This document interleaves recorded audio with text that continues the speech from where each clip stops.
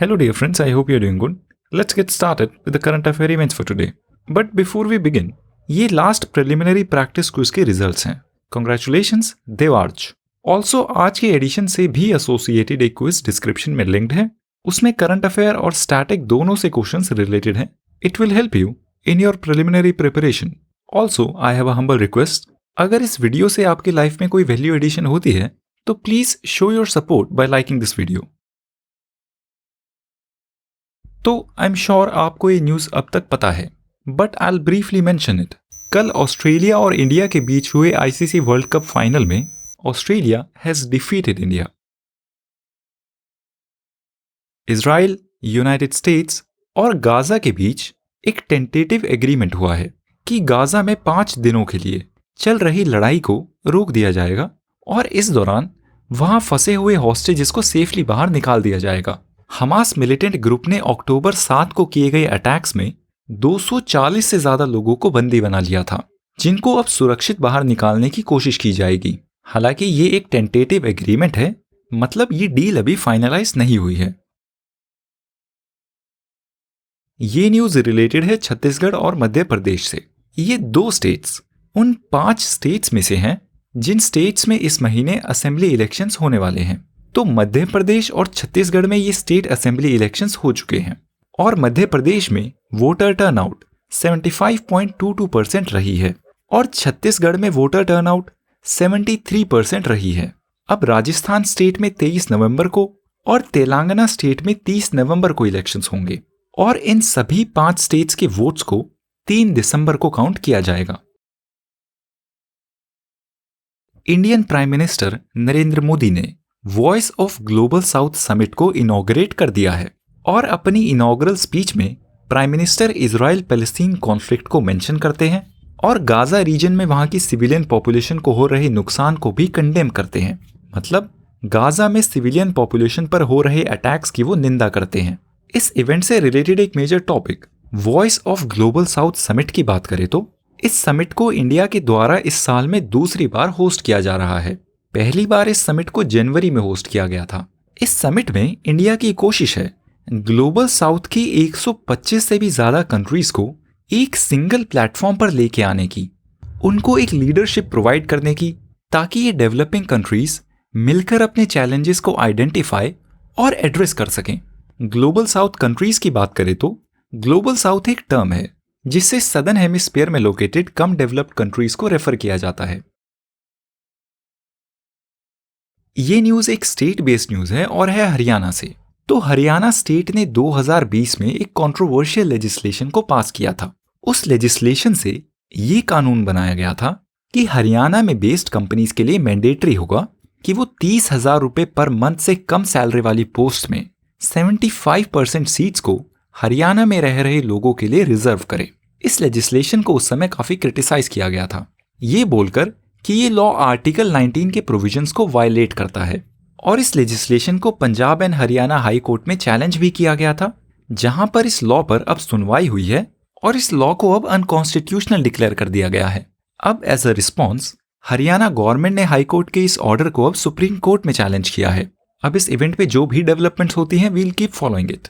इस इवेंट से एसोसिएटेड एक टॉपिक कॉन्स्टिट्यूशन का आर्टिकल 19, इस पर ये क्वेश्चन क्विज में है अटेम्प्टेड.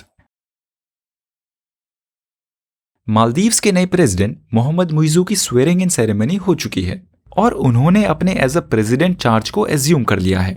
उनकी स्वेरिंग इन सेरेमनी पर इंडिया को union earth and science minister Kiren Rijiju ने रिप्रेजेंट किया था और उस स्वेरिंग इन सेरेमनी के बाद किरण रिजिजू मालदीव्स के प्रेसिडेंट के साथ एक बायलैटरल मीटिंग भी होल्ड करते हैं.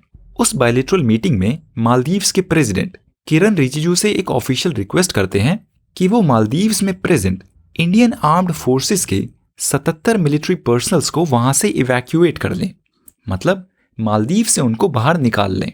अब ये एक मेजर इवेंट है और इस इवेंट में भी जो डेवलपमेंट्स होती हैं वील फॉलो देम अप. ये न्यूज है तमिलनाडु से, जहां पर उनकी स्टेट असेंबली ने एज डिक्लेयर्ड एक स्पेशल सेशन को होल्ड किया है और उस स्पेशल सेशन में उन्होंने उन 10 बिल्स को फिर से पास किया है जिन बिल्स पर तमिलनाडु के गवर्नर ने अपनी असेंट को विदहोल्ड किया हुआ था. ये फिर से पास किए गए बिल्स रिलेटेड है तमिलनाडु में यूनिवर्सिटीज के कंट्रोल को लेकर। इन बिल से तमिलनाडु गवर्नमेंट की कोशिश है उनकी स्टेट की यूनिवर्सिटीज में चांसलर्स को अपॉइंट करने की पावर को गवर्नर के हाथ से लेकर अपने हाथ में दे देने की। ये सब बिल्स पहले ऑलरेडी पास किए जा चुके हैं और गवर्नर ने इन बिल्स पर अपने असेंट को विदहोल्ड किया हुआ था। कोई भी एक्सप्लेनेशन दिए बिना गवर्नर के इस स्टेप को सुप्रीम कोर्ट ने भी काफी क्रिटिसाइज किया है, ये बोलकर कि गवर्नर केवल एक अपॉइंटेड व्यक्ति हैं और वो लोगों के द्वारा चूज की गई गवर्नमेंट के काम में बाधा ना डालें। फ्रेंड्स, इस इवेंट से रिलेटेड एक एडिटोरियल को हम इस एडिशन के लास्ट पार्ट में डिस्कस भी करेंगे। Stay tuned. अब आप इस क्वेश्चन का आंसर कमेंट में दीजिए। इंडियन यूनिवर्सिटीज एक्ट ऑफ 1904, इस एक्ट को किस गवर्नर के द्वारा पास किया गया था? ये न्यूज रिलेटेड है साइंस एंड टेक्नोलॉजी से। ओपन एआई, जिस कंपनी ने चैट जीपीटी को बनाया है, उस कंपनी के बोर्ड ने उस कंपनी के सीईओ सैम ऑल्टमैन को उस कंपनी से फायर कर दिया है। अब ये इवेंट इंपॉर्टेंट नहीं है, बट आर्टिफिशियल इंटेलिजेंस और इस केस में large language model LLM exam के लिए इंपॉर्टेंट है। इस इवेंट से रिलेटेड भी एक क्वेश्चन क्विज में है अटेम्प्टेड। ये न्यूज है उत्तर प्रदेश से, जिन्होंने अपने स्टेट में काफी सारे फूड आइटम्स पर हलाल सर्टिफिकेशन को बैन कर दिया है। उत्तर प्रदेश के state food safety and drug administration ने बोला है कि इस हलाल सर्टिफिकेशन के लेबल से कंज्यूमर को कंफ्यूजन होती है, इसलिए इस सर्टिफिकेशन के यूज को पूरे तरीके से बैन कर दिया जाए। उत्तर प्रदेश में अब फूड आइटम्स पर हलाल सर्टिफिकेशन को यूज करना एक ऑफेंस है। अब हलाल सर्टिफिकेशन क्या होता है, इसकी बात करते हैं। किसी भी फूड प्रोडक्ट पर हलाल सर्टिफिकेशन होने से ये प्रमाण मिलता है कि इस प्रोडक्ट को बनाने में इस्लामिक लॉ का अनुपालन किया गया है और इस प्रोडक्ट में इस्लामिक धर्म के मुताबिक कोई भी इम्प्योर चीज नहीं है। ये न्यूज है स्पेस और साइंस से। इलॉन मस्क की कंपनी स्पेस एक्स ने अपने आइकॉनिक रॉकेट स्टारशिप की टेस्ट फ्लाइट की है। इस फ्लाइट का लॉन्च सक्सेसफुल था, पर कुछ समय बाद इस रॉकेट के दोनों कंपोनेंट्स बूस्टर और स्पेसशिप एक्सप्लोड हो जाते हैं। स्टारशिप की बात करें तो 121 मीटर का ये रॉकेट, मतलब कुतुब मीनार की हाइट से भी 1.5 गुना ज्यादा लंबा, ये रॉकेट दुनिया का सबसे बड़ा और पावरफुल रॉकेट है। स्पेसएक्स कंपनी का विजन है इस रॉकेट के थ्रू लोगों को मार्स तक ट्रांसपोर्ट करने का, और इस रॉकेट को तो नासा भी इस्तेमाल करेगी अपने एस्ट्रोनॉट्स को मून तक पहुंचाने के लिए। ये आज का एडिटोरियल है और इसका कॉन्टेक्स्ट है तमिलनाडु में गवर्नर और स्टेट गवर्नमेंट के बीच चल रहा फ्रिक्शन। तो इस पीस के ऑथर बोलते हैं कि गवर्नर का बिना किसी कारण के स्टेट गवर्नमेंट के द्वारा पास किए गए बिल्स को रिजेक्ट करना पार्लियामेंट्री डेमोक्रेसी को कमजोर बनाता है। इस पीस के ऑथर बोलते हैं कि गवर्नर का उनके पास आए बिल्स को असेंट देना एक रूटीन फंक्शन है, इसको एक फॉर्मेलिटी की तरह भी समझा जा सकता है, और गवर्नर को अपने पास आए बिल्स को विदहोल्ड करने की पावर को सिर्फ एक्सेप्शनल केसेस में ही यूज करना चाहिए। ऐसे केसेस में जब कॉन्स्टिट्यूशन की वैल्यूज स्टेक पर हो। तमिलनाडु की स्टेट असेंबली के द्वारा पास की गई ये बिल्स रिलेटेड हैं तमिलनाडु स्टेट में यूनिवर्सिटीज के कंट्रोल को लेकर। ये बिल्स वाइस चांसलर्स को अपॉइंट करने की पावर को गवर्नर के हाथों से हटाकर स्टेट गवर्नमेंट के हाथ में देते हैं, और इन बिल्स को ना पास किए जाने को समझा जा रहा है कि गवर्नर अपने इस पावर को अपने हाथों से नहीं जाने देना चाहते। सुप्रीम कोर्ट ने भी गवर्नर के इस एक्शन को रिसेंटली क्रिटिसाइज किया है, जिसके बाद तमिलनाडु स्टेट असेंबली ने एक स्पेशल सेशन में फिर से इन बिल्स को पास किया है। अब इन बिल्स के फिर से पास किए जाने से कुछ सवाल उठते हैं जो आपके लिए पॉलिटी एंड गवर्नेंस के पर्सपेक्टिव से रेलिवेंट है। कॉन्स्टिट्यूशन के आर्टिकल 200 के अकॉर्डिंग अगर एक स्टेट असेंबली किसी भी बिल को रिकंसिडर करके फिर से पास करती है तो गवर्नर के लिए अपनी असेंट देनी मैंडेटरी होती है।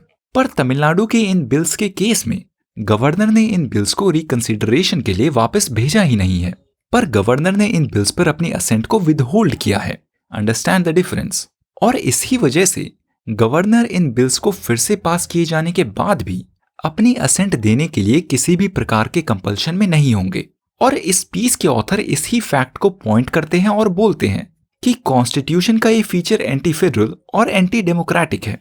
Article 200 of the constitution governor को टोटल कंट्रोल देता है स्टेट गवर्नमेंट की लेजिस्लेशन को रिजेक्ट करने का। इस पीस के ऑथर बोलते हैं कि कोर्ट्स को गवर्नर की इस वीटो पावर को रिव्यू करना चाहिए, क्योंकि ये पावर जिससे एक अपॉइंटेड व्यक्ति इलेक्टेड बॉडी के किए गए स्टेप्स को रिजेक्ट कर सकता है, ये फीचर पार्लियामेंट्री डेमोक्रेसी के प्रिंसिपल से अलाइंड नहीं है। Now that's all for today friends. आज के एडिशन में इतना ही। Don't forget to take the quiz. See you in the next edition. Good bye.